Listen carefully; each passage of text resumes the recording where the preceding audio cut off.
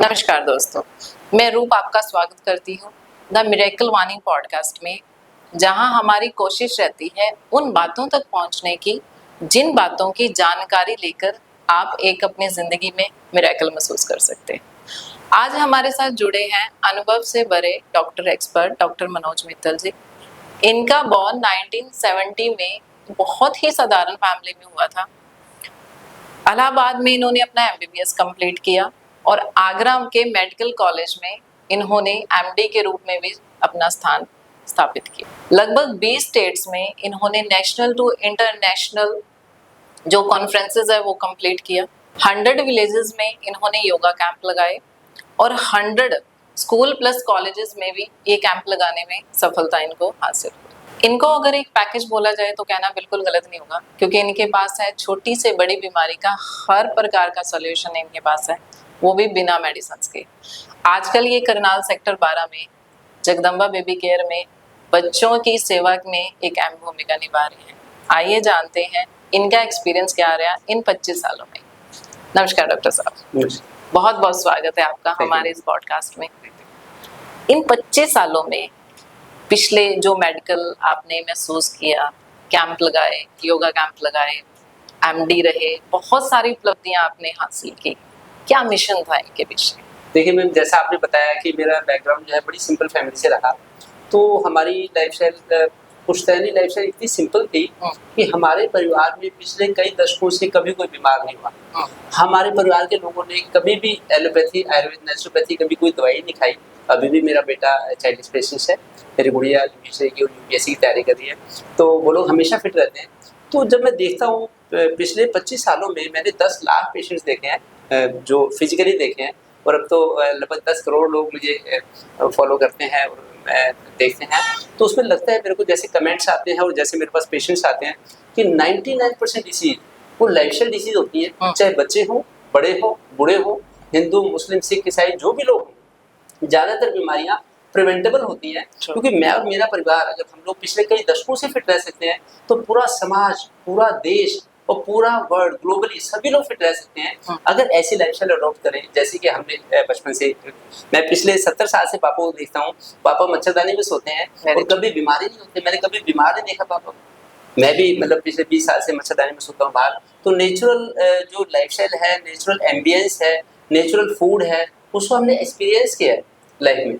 तो मैं ज़्यादातर जो मेरे पास यंग मदर्स बच्चों को लेके आती हैं कि डॉक्टर साहब ये बच्चे के तो पोटी ठीक नहीं होती, पोटी बार बार करता है। मैं देखता हूँ जो बोतल फीडिंग ले रहा है बच्चा और उससे उसका डाइजेशन खराब हो रहा है। और फिर यूजुअली एलोपैथी में और आयुर्वेद में जो मैंने डिफरेंस देखा कि एलोपैथी में हर चीज़ को इन्फेक्शन करके देखते हैं मोस्टली, कि ये वाला इन्फेक्शन हो गया, गट का इन्फेक्शन हो गया, ये लंग्स का इन्फेक्शन हो गया।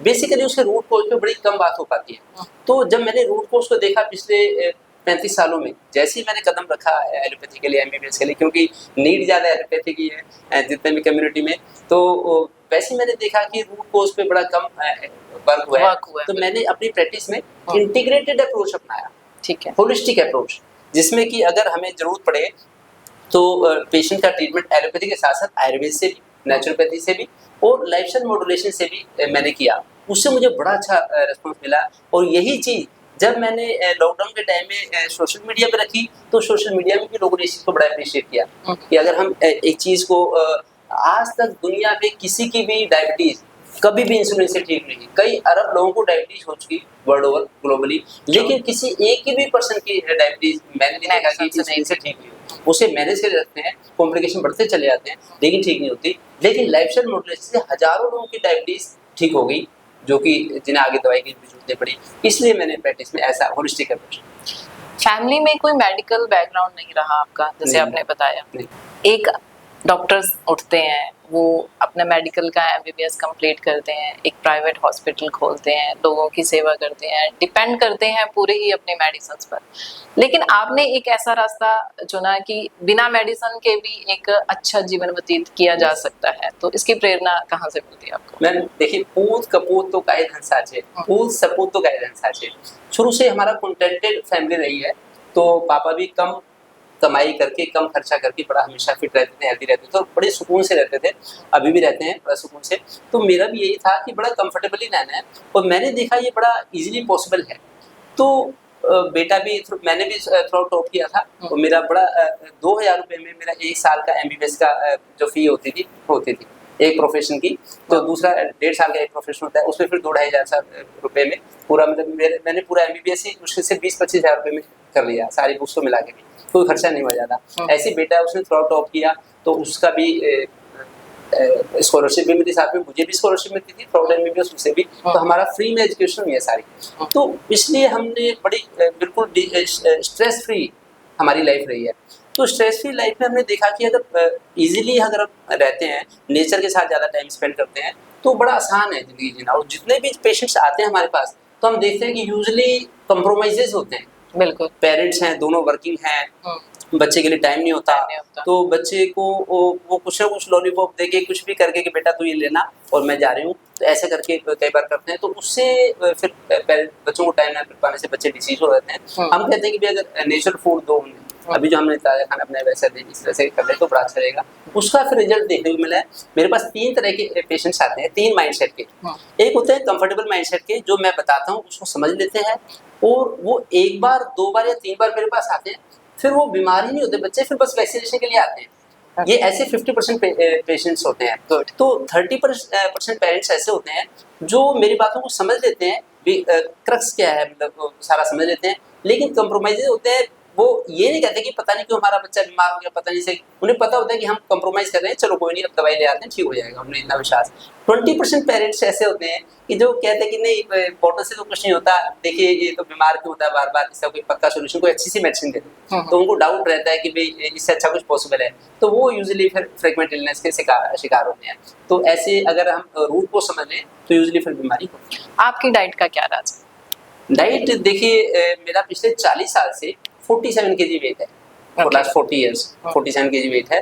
तो वो बाई इनहेरिटेंस पापा का भी ऐसे रहता है, 50 kg वेट रहता है, 70 इयर्स हो गए मैं देख रहा हूँ। तो बाई इनहेरिटेंस हमने बड़ा सिंपल खाना खाया। तो जो शास्त्रों में रिकमेंडेड है वही हमारी बेसिक डाइट है, जो गुरु नानक देव ने खाया होगा, जो भगवान बुद्ध ने खाया होगा। 49 डेज तक भगवान बुद्ध ने केवल बेर खाई, 49 डेज तक। अच्छा, आज अगर किसी को हम कहें कि फास्ट रखना है, तो फास्ट के नाम से लोग पूरे दिन का प्लान बनाने लगते हैं कि फास्ट में क्या क्या दिया जाए ना। तो लेकिन उन्होंने 49 डेज से बेर लिए, वो कितना हेल्दी बॉडी थी उनकी, क्या ग्लो था उनके चेहरे पे, क्या हालो थी। जो उनको देखता था गुरु नानक देव को, भगवान बुद्ध को, निहार हो जाते थे। 53,000 किलोमीटर की यात्रा गुरु नानक देव ने की। और आज के समय में भी जब मैं देखता हूँ हमारे घर पे, हमारे हॉस्पिटल में स्वामी रामदेव आते रहते हैं, तो जब मैं स्वामी रामदेव के साथ बात करता हूँ तो मुझे लगता है कि मैं गुरु गोविंद सिंह के साथ बात कर रहा हूँ, मुझे लगता है कि मैं भगवान बुद्ध के साथ बात कर रहा हूँ, मुझे लगता है कि मैं स्वामी विवेकानंद के साथ बात कर रहा हूँ। मुझे लाइव एकदम वो दिखाई देते हैं। उनका जो हालो है, उनका जो बोलने का तरीका है, उनका जो लेवल चेतना का स्तर है, वो बड़ा ऊंचा होता है। क्यों? क्योंकि उनका जो फूड है बड़ा सिंपल है। जितना हम फूड को जेनेटिकली मॉडिफाई करके यूज करेंगे, अगर हमने फूड को माइक्रोवेव में रख दिया, अगर हमने फूड की प्रोसेसिंग की, आयुर्वेद तो कहता है कि हमें बॉइल्ड फूड से ही बचना चाहिए, हमें स्टीम्ड फूड लेना चाहिए। जब स्वामी रामदेव हमारे घर आए तो उन्हें लौकी के 4 टुकड़े करवाए, 4 टुकड़े लौकी के पीतल का भगोना हम लोग यूज करते हैं, उसमें रखे और उसको कहा बस थोड़ा सा स्टीम करो। 4 टुकड़े करके जरा सा नमक, जरा सा जीरा उस पर डाला और स्टीम करवा दिया। वो उन्होंने लिया, धन्य हो गए, कह रहे देखो कितना अच्छा खाना है, क्योंकि उन्होंने इतनी मेहनत की थी। 60 ईयर्स की एज में स्वामी रामदेव जब 500 बैठक लगाते हैं, जब 10 किलोमीटर की रनिंग करते हैं, तो उसमें लगता है कि भाई भारत का हर जवान जो आजकल सुबह सुबह बैठ के कॉफी पीते हैं, रजाई ओढ़ के बैठे रहते हैं, उनकी मेहनत से दिखते भी है, उनकी बॉडी ऐसे दिखती है। तो ऐसी फिटनेस के लिए, और मैं भी अगर बात करूं तो मैं 1 घंटे में 10 किलोमीटर की रनिंग करता हूं। मेरा 64 मिनट्स का टाइम है 10,000 मीटर का। 10,000 मीटर में मुझे 64 to 65 मिनट लगते हैं। मैं नीम के पेड़ पे फुर्ती से चढ़ जाता हूँ। मैं हमारा हॉस्पिटल 4 स्टोरी है, 4 स्टोरी में चढ़ने में मेरे को 1 मिनट लगता है, 60 सेकंड में मैं 4 मिनट से चढ़ जाता हूँ। लगभग लिफ्ट की भी यही स्पीड होती है अगर लिफ्ट को हर फ्लोर पे रोकेंगे तो। बाकी मैं पानीपत मेरी दीदी रहती है, तो रक्षाबंधन पे मैं साइकिल से जाता हूँ। 2 घंटे लगते हैं जाने के, 2 घंटे आने के, 2 घंटे में आ जाता हूँ, तो बड़ा अच्छा लगता है। फिटनेस हो तो ऐसी हम केवल हाइट और वेट के पैरामीटर नहीं बना सकते कि इतनी हाइट पे इतना वेट होना चाहिए, इतनी हाइट पे इतना वेट होना चाहिए। नॉर्मली डॉक्टर यही रिकमेंड करते हैं कि जितना आपका वेट है उस हिसाब से आप डाइट लो, उस हिसाब से आप वॉक करो। लेकिन पोटेंशियल के बारे में ज्यादा इंपॉर्टेंस होती है, पोटेंशियल को ध्यान रखना चाहिए कि पोटेंशियल कितना हमारा। देखिए 4.5 साल का लड़का बुधिया से the great marathon runner of the world, वो छत्तीसगढ़ का है। छत्तीसगढ़ के लड़के ने 4.5 साल के बच्चे ने 65 किलोमीटर की रनिंग करी एट ए स्ट्रेच। 7 घंटे में 65 किलोमीटर की उसने रनिंग करी। तब भी उसको रोका गया, वो नहीं रुक रहा था। उसका कैलिबर जवाब में, वो उसने कभी दूध नहीं पिया, माँ का दूध पिया बस, ऊपर का दूध नहीं पिया कभी उसने। 4.5 साल के बच्चे ने, उसने कभी फल नहीं खाए। जो पेरेंट्स कहते हैं कि इसको न्यूट्रिशियस फूड दे, न्यूट्रिशियस, उसने तो दाल रोटी सब्जी खाई, पत्थरों में टीले पे रहता है वो, उसकी मम्मी चूल्हे में रोटी सेकती है। ये होता है कैलिबर। तो कभी भी हम महंगा खाना खा के हम मजबूत नहीं बन सकते। गुरु नानक देव ने क्या महंगा खाना खाया होगा, क्या भगवान बुद्ध ने महंगा खाना खाया होगा, मुझे इस पे डाउट है। जो भीख मांग के उन्होंने मिला वो खा लिया और उसी से निरोग रहे। हमारा माइंडसेट क्या है, हमारा मकसद क्या है जीवन जीने का, ये डिसाइड करता है। अगर माइंडसेट को हम स्लो प्रोफाइल में रखेंगे तो हमारी नीड्स भी कम रहेगी और हमारी नीड्स इजीली फुलफिल होगी। बिल्कुल बिल्कुल। जैसे आपने कहा कि आप कैंप भी लगाते हो, योगा करते हो, एक्सरसाइज करते हो, रनिंग करते हो, साइड बाय साइड आपका वीडियोस भी आप बनाते हो, उसके बाद फिर हॉस्पिटल भी चला रहे हो, कैसे टाइम मैनेजमेंट होता है? देखिए, मैं बड़ी थोड़ी छोटी वीडियोस बनाता हूँ, मेरे शॉर्ट्स छोटे छोटे होते हैं। तो उसके लिए नेचुरली ही जब जिस दिन जो मेरे मन में विचार आया उसी के ऊपर जो लाइफ में हम फील करते हैं तो उसी को हम वीडियो के फॉर्म में रिलीज कर देते हैं। वीडियो बनाने का आइडिया कहाँ से आया? मेरे पास जब मैं लॉकडाउन में था तो लॉकडाउन में मैं मच्छरदानी में बाहर छत पे सोता था, तो मैंने एक वीडियो डाली कि दुनिया का सबसे अच्छा बेडरूम। मुझे अच्छा लगा कि मैं इतना खुश होता था कि मुझे इतनी सी नींद आती थी उसमें। मैं कहता था सारे जो इतने छतें खाली पड़ी ये लोग क्यों छत पे सोते हैं। तो मैंने डाली वीडियो, तो 2000 लोगों ने देखी। तो मैंने कहा पूरे करनाल ने देखी, 2000 लोग तो पूरे करनाल में होंगे सब। मैं बड़ा खुश हुआ। तो मैं भूल गया डाल के, फिर एक MR आए, मेडिकल रिप्रेजेंटेटिव, उन्होंने कहा कि डॉक्टर साहब आपने एक वीडियो डाली थी मच्छरदानी की, वो मुझे मिल नहीं रही, मैं कभी दोबारा बनाए दूं। जब मैंने दोबारा वीडियो बनाई तब तक मेरा चैनल ग्रो कर गया था, लोग जानने लगे थे। दूसरी वीडियो बनाई तो 54 लाख लोगों ने देखी, 5 मिलियन में गई वो वीडियो। तब मुझे लगा कि भाई ये कंटेंट लोगों को पसंद है, नेचुरल कंटेंट। जो कॉपी पेस्ट करके लोग बनाते हैं तो उससे लगता है कि भाई ये तो चीट कर रहे हैं, तो टाइम वेस्ट। यानी 2 वीडियो नहीं, कमाल कर 2 वीडियो नहीं। फिर मेरे पास 2 बच्चे एडमिट हुए नर्सरी में। तो नर्सरी में 2 बच्चे थे, एक 700 ग्राम्स का था, एक 900 ग्राम का। उनकी बड़ी अच्छी हमने केयर करी, जो पूरी टीम ने हमारी ने।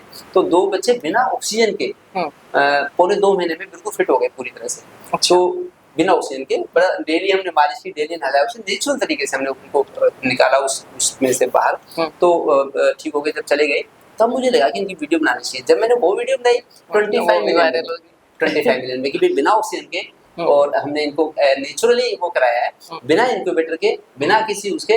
नेचुरल हमारी नर्सरी में धूप आती है, सूरज की रोशनी आती है, तो उसमें उनको वार्मिंग दी हमने।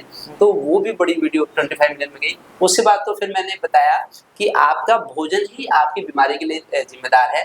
क्या होता है सात्विक भोजन जो हमें फिट रखता है, और क्या होता है राशि तामसिक भोजन, जिससे कि आज 10 करोड़ लोगों को डायबिटीज है, 10 करोड़ लोगों को ब्लड प्रेशर की बीमारी है, 10 करोड़ लोगों को इंडिया में फैटी लिवर है, 10 करोड़ लोगों को हार्ट डिजीज के चांसेस हैं। तो ऐसे इतने ज्यादा लोग, और 1 करोड़ लोग पूरे देश में इस समय एडमिटेड हैं हॉस्पिटल्स में। तो ऐसा क्यों है? मैंने बताया कि ये आपके, मैंने लाइव फूड रखा, कालरा स्वीट से मंगा के लाइव फूड। मैं ये छोले राजमा जो है ये आपके जोड़ों के दर्द के लिए बीमार है। ये जो खट्टी खट्टी चीजें आप खाते हैं ये आपके गालबेट के स्टोन के लिए जिम्मेदार है। ये जो हाई प्रोटीन से लेते हैं आप लोग, ये आपके किडनी के स्टोन के लिए रिस्पॉन्सिबल है। और ये आप जो इतनी ज्यादा शुगर खाते हैं, ये तरह तरह की मैंने मिठाइयाँ मंगा के रखी, ये आपके डायबिटीज के लिए रिस्पॉन्सिबल है। तो मैंने सारा दिखाया कि अगर मैदा खाएंगे ज्यादा तो आपको जोड़ में दर्द होगा, अगर ज्यादा हाई वाइट कलर की चीजें लेंगे, केला चावला, तो आपके लंग्स में दिक्कत आएगी।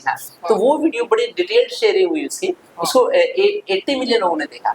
80 मिलियन, 8 करोड़ लोगों ने। मुझे लगा कि अब 1% पॉपुलेशन देखने लगी है देश के लगभग, तो ये कंटेंट नीडेड है। आधा काम तो आपका वीडियो नहीं कर दिया ना। अच्छा, जगदम्बा हॉस्पिटल बेबी केयर में पिछले 25 सालों से आप बच्चों की सेवा कर रहे हो। क्या मेजर प्रॉब्लम बच्चों में आ रही है अभी? बच्चों में जो मैं देखता हूँ जो भी प्रॉब्लम्स हैं वो सारी कंप्रोमाइजेस की हैं। आजकल बच्चे जंक फूड इतना खाने लगे हैं जिससे कि बीमार होते हैं। तो जंक फूड बच्चों का खाना या ना खाना ये पेरेंट्स को भी डिपेंड करता है कि पेरेंट्स कैसे फिटनेस आइकॉन है, क्या उनकी प्रायोरिटी है, क्या उनका फूड हैबिट्स हैं।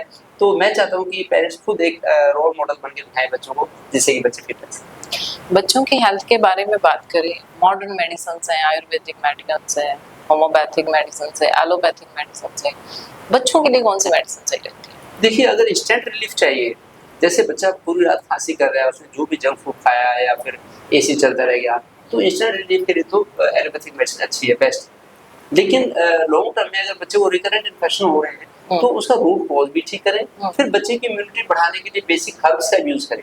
जैसे मैं अपनी प्रैक्टिस में कई तरह की हर्ब्स का यूज करता हूँ कि अगर बच्चे को अभी शुरुआत हुई है कि खांसी जुकाम की, हल्का हल्का सा खांसी जुकाम है, तो थोड़ा सा अदरक, शहद, तुलसी ऐसे करके मिला के उसे थोड़ा सा नवाई पानी के साथ मिला के दे दें तो अच्छा रहेगा। अगर बच्चे को यूरिन खुल के नहीं आ रहा, यूटीआई हो गया है, तो साथ में जो एंटीबायोटिक है उसके साथ में थोड़ा गोखरू का काढ़ा बना के दे दें। बच्चे ले लेते हैं, थोड़ा सा मीठा डाल के, गुआवनिया डाल के ले सकते हैं, तो उससे बच्चे को बड़ी हेल्प मिलती है। अगर बच्चे के फोड़े फुंसी हो गए हैं, आम ज़्यादा खा लिए या कोई मीठी कैंडीज खा ली, तो उसने जो सब्जी दाल बनाया उसमें मीठे नीम के पत्ते डाल के दे दें, जिससे कि उसका ब्लड प्योरीफाई होगा, स्किन प्योरीफाई होगी, एक्ने नहीं होंगे, इस तरह से पिंपल से बचाव होगा। तो ऐसे मीठे नीम का बड़ा फायदा होता है। ऐसे अगर किसी को नोज ब्लीड हो रही है, कई बच्चों को नोज ब्लीड ज़्यादा होती है, तो उसमें शीशम के पत्ते की चटनी बना के उसमें थोड़ा सा मिश्री मिला के दे दें, उसका शरबत बना दो या एक पेस्ट बना के उसे दे दें, तो उससे बड़ा हेल्प मिलती है। ऐसे बेसिक हर्ब्स का यूज़ करके भी अगर उससे हेल्प मिल जाए तो बड़ी अच्छी बात है। इंस्टेंट रिलीफ के लिए एलोपैथी से हेल्प। मॉडर्न मेडिसिन और आयुर्वेदिक मेडिसिन में क्या फर्क है? देखिए, ayurvedic medicine basically root cause पे वर्क करती है। जैसे कि आयुर्वेद में है कि वात, पित्त, कफ 3 तरह की प्रकृति होती है, तो हम सबको एक जैसी मेडिसिन नहीं दे सकते। हमें डिसाइड करना पड़ेगा कि क्या उनके सिम्टम्स है, बॉडी टाइप क्या है, तो बॉडी टाइप डिसाइड करके फिर हम दवाई देंगे और दवाई भी उसका बेसिक रूट कॉज ठीक करेगी। एलोपैथी में सबके लिए सेम एक वो प्रोटोकॉल होती है। उसमें कहते हैं कि प्रोटीन तो एग में भी है, मूंग की दाल में भी है, उड़द की दाल में भी है, वो प्रोटीन को प्रोटीन ही बोलेंगे। लेकिन आयुर्वेद में ऐसा है कि जो बड़ा हाई क्वालिटी की लेबर करता है, जिसका एक्सरसाइज बहुत ज़्यादा है, वो उड़द की दाल खाए। जो सीडेंटरी लाइफस्टाइल के लोग हैं, जैसे डॉक्टर्स हैं, इंजीनियर्स हैं, आईटी पर्सनल हैं, प्रोफेसर हैं, कोई जज है, तो कोई कथावाचक है, जिनको बैठे के रहने का काम करना, तो मूंग की दाल खाए। आयुर्वेद में ऐसा रिकमेंडेशन है। और जिनको बड़ी जिम में जाना है और जिनको कसी चलानी है खेत में जाके, जो हाई स्पीड रनर्स हैं, स्प्रिंट लगाते हैं, तो उनको हाई प्रोटीन को ले सकते हैं। उड़द, राजमा, छोले, पनीर, मटर ले सकते हैं। अगर सीडेंटरी लोग अगर हाई प्रोटीन ले लेंगे तो फिर पेट में गैस की परेशानी होती है, इंडाइजेशन होता है, एसिडिटी होती है, फिर खाली पेट का कैप्सूल लेना पड़ता है। तो इसलिए मॉडर्न साइंस इतना ज़्यादा अच्छा कस्टमाइजेशन नहीं करती डाइट का या मेडिसिन का, जितना कि आयुर्वेद करती है। आयुर्वेद में बड़ा अच्छा है। बच्चों की डेली रूटीन कैसी होनी चाहिए? देखिए, बच्चों की ऐसी डेली रूटीन होनी चाहिए जैसे मेरे बच्चों की है। तो हम आइडियल हाईएस्ट क्वालिटी के लिविंग स्टैंडर्ड से फॉलो करते हैं, जो हाईएस्ट क्वालिटी के। पर ये एक एज भी लिमिट होती है। मान लीजिए 2 साल का बच्चा है, वो एक सॉलिड फीड ले रहा है, या 1 साल के बच्चे डे 1 से, मैं बता रहा हूँ, डे 1 से सिंस बर्थ आखिरी सांस तक जो हाईएस्ट क्वालिटी के लिविंग स्टैंडर्ड्स फॉलो करने चाहिए। 1 दिन के बच्चे की भी गाइडलाइंस हैं, 1 महीने के बच्चे की भी गाइडलाइंस हैं, तो वो अगर फॉलो करेंगे लाइफस्टाइल, तो बच्चा बीमार नहीं हो सकता, ये मेरी गारंटी है। और जो मेरे पास आने वाले पेरेंट्स इस चीज़ को समझ जाते हैं, वो इसका पूरा लुत्फ उठाते हैं, उनके बच्चे फिर बाद में मेरे पास वैक्सीनेशन के लिए ही आते हैं। मेरी वाइफ तो कहते हैं कि ओपीडी बढ़ क्यों नहीं रही। तो मैं कहता हूँ ये तो अच्छी बात है, अगर ओपीडी ना बढ़े तो अच्छा है, पेशेंट्स कम आए तो अच्छा है। तो मेरा ही मोटो रहता है बचपन से, क्योंकि मैंने अच्छी फिटनेस का स्वाद चख रखा है, तो मैं चाहता हूँ कि मेरे पास जो आए वो फिटनेस का स्वाद है ना। तो उसमें मुझे बड़ा अच्छा, और मुझे लगता भी मैं डॉक्टर बना तो मैंने अपना पूरा कर्तव्य निभाया कि मैंने बीमार नहीं होने दिया दोबारा। तो मेरे पास जो भी पेशेंट आता है, 1 दिन का बच्चा है, 1 महीने का है, 1 साल का, 11 साल का, तो मेरा ये रहता है कि दोबारा नहीं बीमार होना चाहिए। मैं पेरेंट्स को पूरे ध्यान से काउंसलिंग करता हूँ। काउंसलिंग में बहुत टाइम लगाता हूँ, तो दवाई लिखने में मेरा थोड़ा सा टाइम लगता है। तो उसमें अच्छी जो लाइफस्टाइल है बच्चों से लेकर बड़े तक, मेरी गुड़िया सौम्या है, 18 साल की होगी, वो हमेशा 5 बजे नहाई है। तो शास्त्रों में ऐसा आया है, लिटरेचर में, इंडियन फिलोसफी ऐसे कहती है कि हमें ब्रह्म मुहूर्त में ही नहाना चाहिए। 3 तरह के स्नान होते हैं, एक होता है ऋषि स्नान, एक होता है मानव स्नान जो आम लोग नहाते हैं, ह्यूमन जो मैं, एक होता है दानव स्नान। तो दानव स्नान होता है कि सूरज निकलने के बाद और मानव स्नान है जो सूरज निकलने के टाइम। तो हम तो दानव स्नान में आते हैं। और ऋषि स्नान है जो सूरज निकलने से 2.25 घंटे पहले, 2.25 घंटे पहले। तो वो तो मेरी गुड़िया सौम्या हमेशा ही सुबह अर्ली मॉर्निंग में सूरज निकलने से पहले नहाई है। जब वो 1 दिन की थी, 1 महीने की, 1 साल की, वो कभी बीमार नहीं हुई। तो हमें लगता है इतना इजी है बच्चों को बीमारी से बचाना, इतना इजी है। मतलब जो बच्चा रात को 8 बजे के बाद जगेगा, वो आज नहीं तो कल बीमार होगा। ये है बच्चों की लाइफ से। जितना जल्दी सोएगा बच्चा, जितना जल्दी वो सोएगा, तब 8 बजे रात को, जब उसका खाना 6-7 बजे बनेगा। मम्मी आएगी अगर 8 बजे, अगर बच्चे का खाना ही 8 बजे के बाद बनेगा, फिर कैसे बच्चा जल्दी खाएगा? तो सौम्या हमेशा सूरज छिपने से पहले ही खाना खाती है। पहले खाना खा लिया, फिर हम वॉक पे जाते हैं, और फिर हम लोग मतलब सुबह जैसे 8, साढ़े 8, 9 बजे तक सो गए और हम लोग 9:30, 10 बजे तक सो जाते हैं। मेरी शादी को 30 साल हो गए, तो 30 साल से हम लोग 4:15 बजे उठते थे सुबह और रात को 10 बजे सोते थे। तो अब जब से हम कुंभ का स्नान करके आए फरवरी में, तो फरवरी 25, तो उसके बाद हम लोगों ने 2:35 पे उठना शुरू कर दिया, 2:35। अच्छा। तो अब हम 3:30 से लेके 5:30 तक घर में पहले प्राणायाम करते हैं, सुदर्शन क्रिया करते हैं हम लोग, और फिर हम लोग जाते हैं दिव्य योग मंदिर सेक्टर साइड में। वहाँ पे 1.5 घंटा बड़ी हाई क्वालिटी की स्ट्रेचिंग करते हैं, आसन करते हैं, दंड बैठक लगाते हैं वहाँ जाके हम लोग। तो पैदल जाते हैं, पैदल आते हैं, रनिंग करते हुए जाते हैं, जॉगिंग करते हैं, मैं भी भाई भी, और जॉगिंग करते हुए आते हैं। तो फिर हम लोग घर पे पूजा करते हैं अपनी।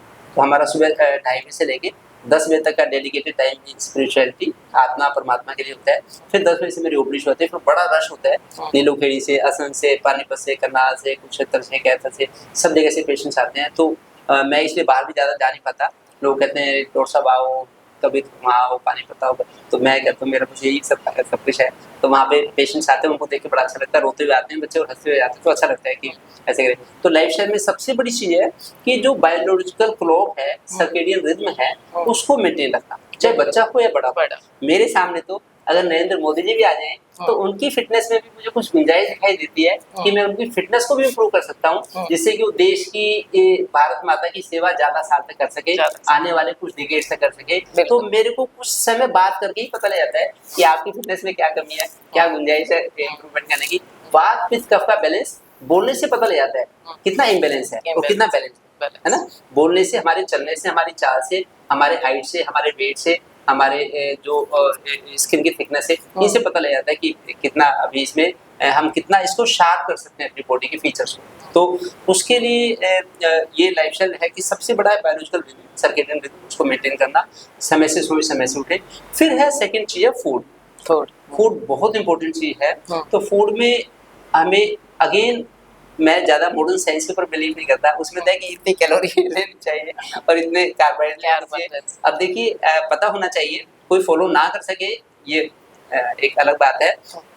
प्रहलाद ज्ञानी हुए गुजरात के, प्रहलाद ज्ञानी, उन्होंने 75 ईयर्स तक पानी भी नहीं पिया, खाना भी नहीं खाया, है ना। तो जो अपने प्रेसिडेंट थे अब्दुल कलाम आजाद, वो उनसे मिलने गए, फ्रांस से बड़ी बड़ों कई सारे कंट्री से टीम आई, तो देखा बस वो 4-5 घंटे सूरज की रोशनी बैठते थे, साधना करते थे, उससे उन्हें एनर्जी मिल जाती थी। अभी 3 इयर्स बैक एक्सपायर हुए हो, तो 95 ईयर्स की एज में, तो 75 ईयर्स से उन्होंने कुछ भी नहीं लिया, वो बड़ी फिट बॉडी, अच्छी बॉडी। ऐसी जो नरेंद्र मोदी जी ने वो दिया था, पद्मश्री का अवार्ड दिया था, बनारस के थे, वो 125 साल की उम्र में अभी पिछले साल एक्सपायर हुए हैं, तो अभी कुछ महीने पहले एक्सपायर। तो वो भी, उनका भी बड़ा ओज था शरीर में, वो भी बड़ा कम खाना खाते थे, 125 साल की एज में एक्सपायर हुए। बच्चों में इम्यूनिटी बूस्ट करने के लिए क्या डाइट प्लान होना चाहिए? जितना नेचुरल फूड देंगे तो नेचुरली इम्यूनिटी ग्रो करेगी बच्चे की। जितना प्रोसेस्ड फूड देंगे, रिफाइंड फूड देंगे, कैंड फूड, जंक फूड, उतना इम्यूनिटी वीक होगी।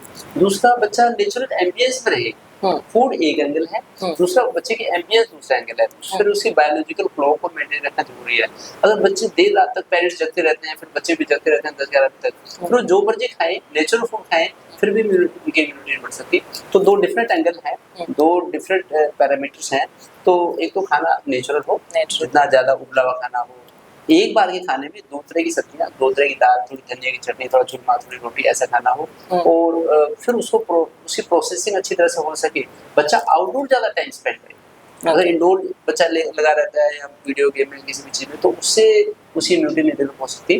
फूड की प्रोसेसिंग तब होगी अंदर जबकि बच्चा बाहर खेल के आएगा। तो 1-2 घंटे सुबह बाहर लगाए, 1-2 घंटे शाम को लगाए, समय से उठे, फिर उसी इम्यूनिटी हाई स्पीड। अच्छा, बच्चों में ना पीलिया की शिकायत बहुत बढ़ने लगी है, चाहे वो 1 साल का बच्चा हो, 5 का, 10 का हो। इवन बच्चों में क्या, हम बड़ों में यंगस्टर की बात करें तो हमारी एज में भी पीलिया हो जाता है, बुजुर्गों में हो जाता है पीलिया। क्या हमारी बॉडी साइन देती है? पीलिया एक तरह का टॉक्सिन है, टॉक्सिन, बिलिरुबिन, बिलिवर्डन, ये टॉक्सिन्स होते हैं जो एक बाई प्रोडक्ट्स होते हैं बॉडी के।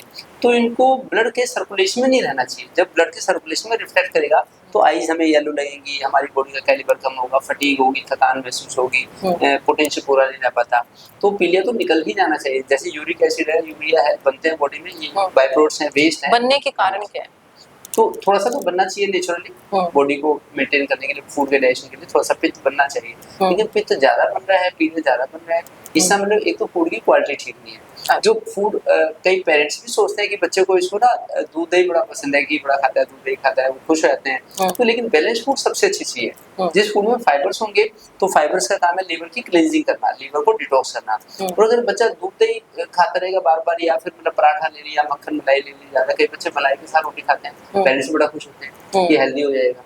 लेकिन उससे एक्स्ट्रा फैट लेने से फैट फिर बाइल में कन्वर्ट हो जाता है बॉडी, तो लीवर के ऊपर एक्स्ट्रा, यानी कि ज्यादा अगर हम दूध घी लेते हैं तो वो भी अच्छा नहीं है बॉडी के लिए। बैलेंस फूड सब। बट येलो का पीलिया का ये होता है कि पीला पीलिया अगर हम हुआ है तो हमारी आईज येलो हो जाती है, हमारी बॉडी येलो हो जाती है, हैंड हमारे येलो कलर देने लगता है। काले पीले की क्या पहचान है?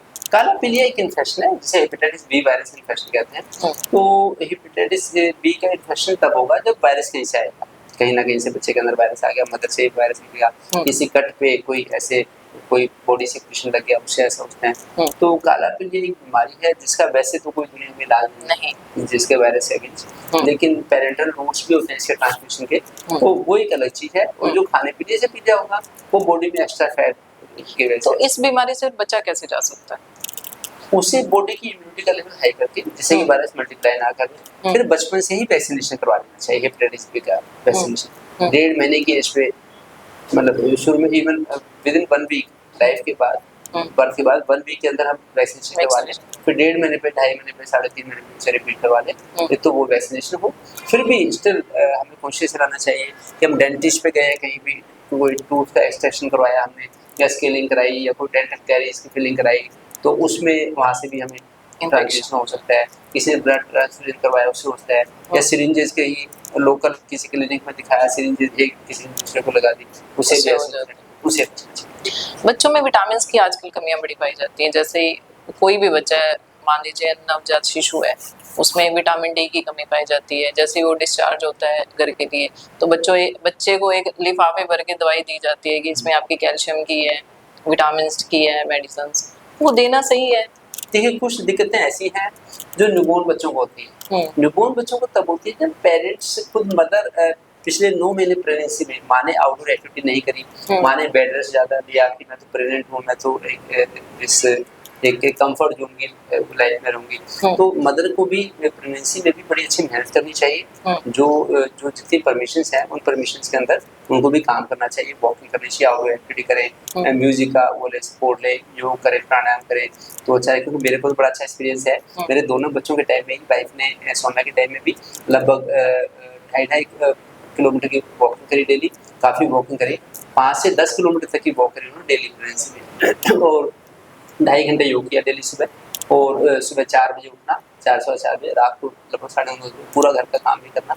तो उससे फिर बच्चे का वात पित्त का बैलेंस संतुलित रहता है, ना बच्चे को जॉन्डिस होगी, ना विटामिन सी कमी रहेगी, तो उसका टर्नओवर अच्छा रहेगा। तो जो माँ ने खाया उसमें से carbohydrate, fat, protein, minerals, vitamin बच्चों को मिले।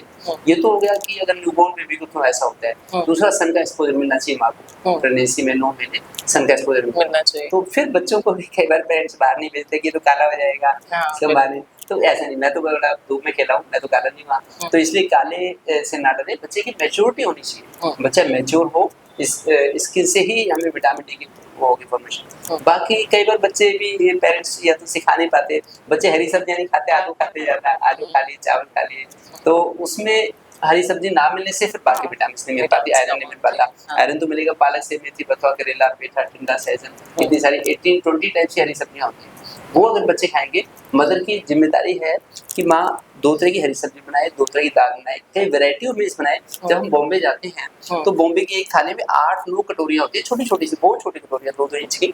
तो उसमें जिसको भूख नहीं होगी वो भी खा लेगा। आलू मटर है, इसमें मटर पनीर है, इसमें दाल मखनी है, इसमें ये वाली मिक्स वेजिटेबल की सब्जी है, ये रायता, थोड़ा सा पुलाव बनाया है, थोड़ी मिठाई बनाई है, स्वीट डिश बनाई है, तो जिसको भूख नहीं होगी वो भी खा लेगा।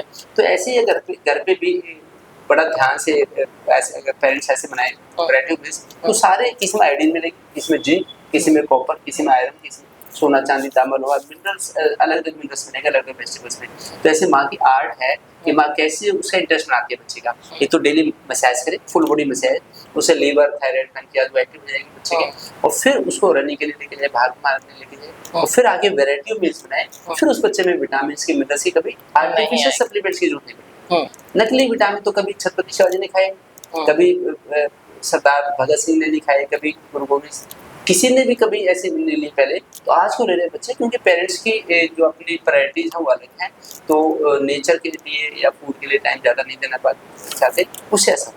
पूरी प्रेगनेंसी में मदर को हेल्थी रहने के लिए क्या वो हाइड्रेट फूड ले कि बच्चा भी हाइड्रेट रहे और उसकी ग्रोथ भी अच्छी हो, क्योंकि कई मदर्स में मैंने देखा है बहुत अच्छी डाइट लेते हैं वो 9 मंथ्स नो डाउट, बट बच्चे की ग्रोथ नहीं हो पाती उससे।